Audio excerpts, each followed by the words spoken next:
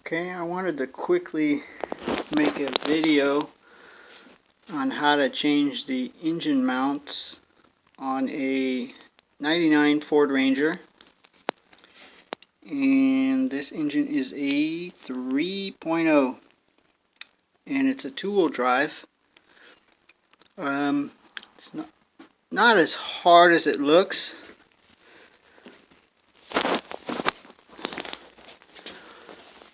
So first thing I did, I went and undid the shock from the top, then from the bottom, pulled it out.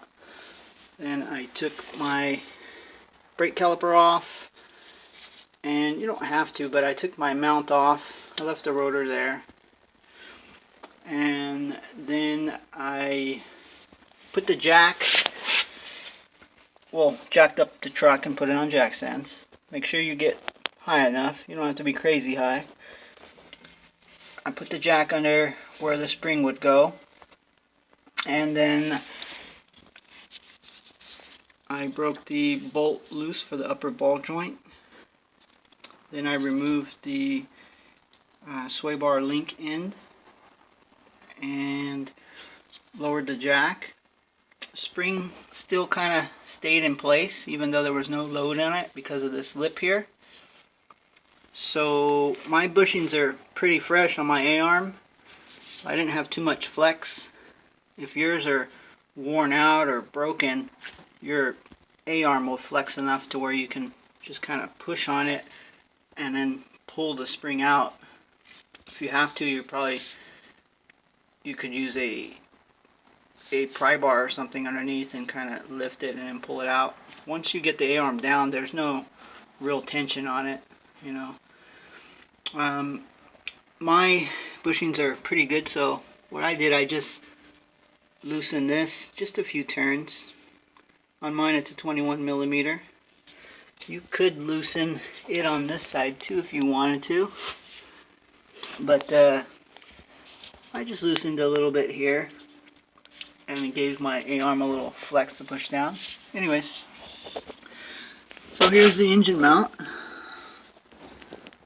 You can access it through the wheel well here or from up top. Doesn't really matter, however you want to do it. It's got two nuts here, and right under here it's got one more nut. You can remove those. It's not going to go anywhere. You don't need to hold the motor or anything like that. Then I always find it easy when I'm doing mounts on an engine.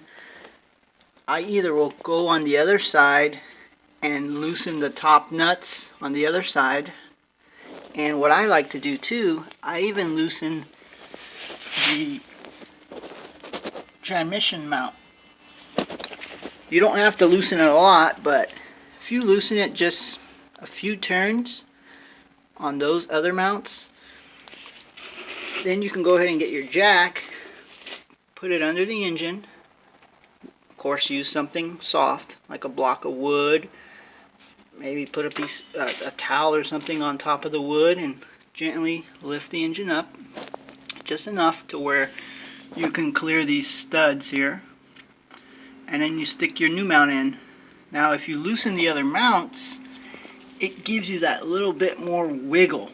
You know, sometimes these aftermarket mounts are just not going to fit like the OEM one was. So I hope this video helps somebody out. And if you have a 4x4 Ranger, well, good luck to you, because I think you got to yank the differential out, or at least get the axles out of the way. So a little bit more work there, but nothing you can't handle in the driveway or in your garage.